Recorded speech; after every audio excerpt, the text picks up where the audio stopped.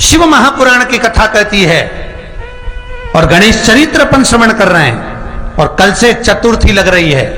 जिसके घर में संपदा की कमी पड़ती हो, बीमारियां ज्यादा फैल रही हो, बहुत कष्ट हो महाराज, बहुत ज्यादा दुखी हो महाराज, कोई काम नहीं बन रहा, बहुत तकलीफ में हो, तो शमी पत्र, शमी की पत्ती, जहां गणेश जी का स्थान है वहां पर 5 शमी पत्र 5 समर्पित करें और शंकर जी के ऊपर 3 शमी पत्र समर्पित करें।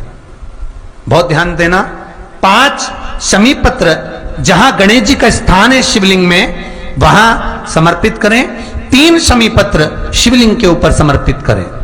1 शमी पत्र शंकर जी की चौखट पर लेफ्ट भाग में, जाते समय आपका उल्टा हाथ, जब मंदिर से निकलो तो उल्टे हाथ पर लेफ्ट भाग में शंकर जी की चौखट पर समर्पित करें 1 शमी पत्र।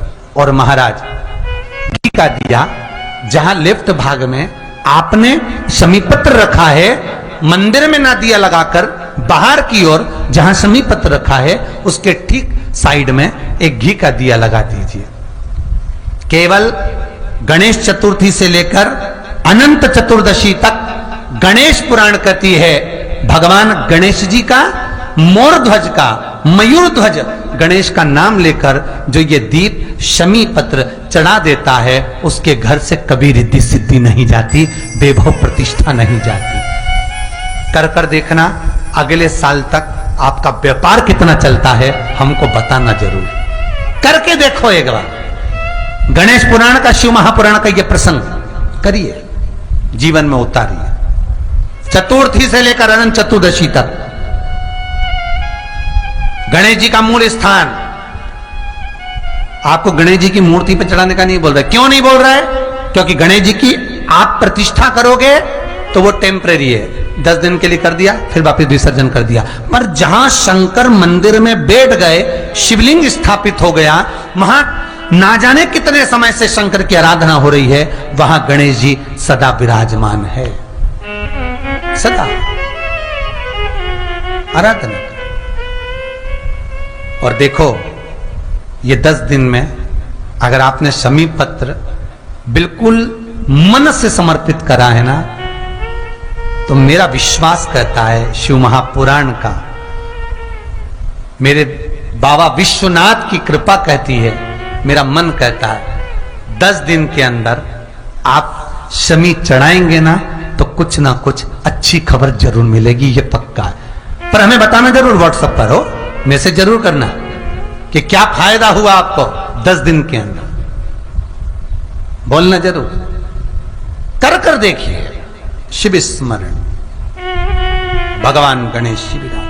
चतुर्थी का जो व्रत करने वाली होती हैं, जो चतुर्थी का पूजन करने वाली होती हैं, उनके भीतर का एक भाव होता है कि जैसे ही शाम का समय आए चंद्रदेव का पूजन करें, चंद्र जब प्रकट हो जाए, कलश भर लिया, उसके नीचे आखा दाना रख दिया, चावल गेहूं जो भी आप रखते हो पूजन के लिए, ऊपर पात्र आदि रख दिया, जलाशय, फिर अपन ने घी का दिया लगाकर पूजन भी कर ली। तो जो चतुर्थी का पूजन करने वाली होती हैं, जो चतुर्थी का नियम व्रत धारण करने वाली होती हैं, बड़ी बड़ी चतुर्थियां करती हैं या उसका नियम धारण करती हैं, तो चतुर्थी का जो पूजन करती है वो किस चीज के लिए होता है? केवल संतान, पुत्र, परिवार, हमारा कुटुंब, हम जिस कुल में हैं, हमारा कुल वैभव की ओर बढ़े, संपदा की ओर बढ़े और उसकी आयु बढ़े,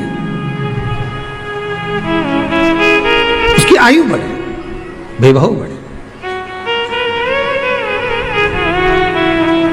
बहुत ध्यान दीजिएगा महाराज, चतुर्थी की पूजन में जो आप आखा दाना रखते हो, गेहूं वगैरह कुछ भी जो रखते हो, उसकी बड़ी महत्वता होती है महाराज। यहां तक कहा गया है, चतुर्थी की कथा तो आप लोग पढ़ते होंगे, जो लोग पढ़ते हैं उनको मालूम होगा, चतुर्थी की कथा में लिखा है,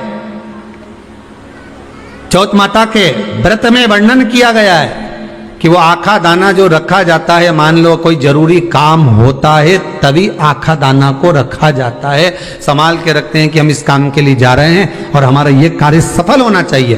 तो जिसने चतुर्थी का व्रत करा है, जिसने चंद्रदेव का पूजन करा, चतुर्थी का व्रत करा, वो गणेश जी से विनती करके वहां से 2-4 आखा दाना उठा ले और जो व्यक्ति का काम अटक रहा है अपने ही घर का, पर दूसरे कुल को नहीं देना, अपने ही कुल के अंतर्गत जो काम अटक रहा है उसकी जेब में, उसके पल्लू में उस चीज को रख दिया जाए।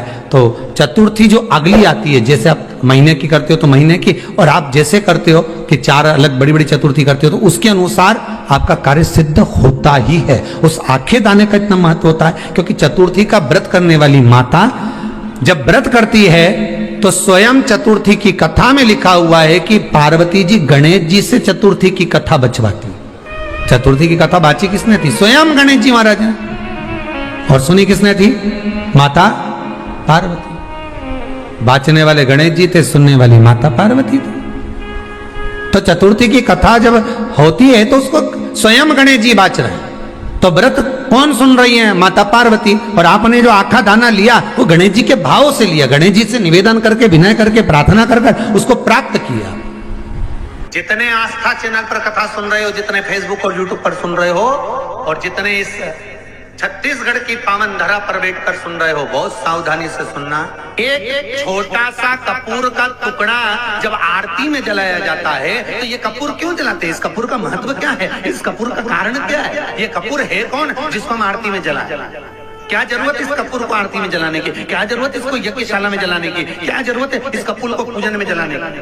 स्वयं गुरु बाबा कहते हैं यदि कोई आरती में, पूजन में, घर में एक कपूर का टुकड़ा आरती के बाद में जब समर्पित करेगा तो उसको अश्वमेध यज्ञ का पुण्य प्राप्त हो जाएगा। अश्वमेध यज्ञ के पुण्य को पाने के लिए कपूर का टुकड़ा आज भी आरती में जलाया जाएगा। एक कपूर का टुकड़ा सुख का, इसीलिए हमारे यहाँ शास्त्र कहता है महाराज, जब आपको घर में अगर ऐसा लगने लगे कि 15 दिन से बहुत बेचैनी है, बहुत दुख तकलीफ लग रही है, कोई ना कोई बीमार पड़ रहा है, कुछ ना कुछ तकलीफें लग रही है, तो एक पीपल का पत्ता ले लो, उसके ऊपर एक कपूर का टुकड़ा ले लो, सारे घर में घुमाकर उसको दरवाजे के बीच मध्य में जलाकर रख दीजिए। थोड़ी सी देर 20 से 25 मिनट के अंदर मकान में एनर्जी वापिस आ जाएगी, उस भवन में एनर्जी वापिस प्राप्त हो जाएगी।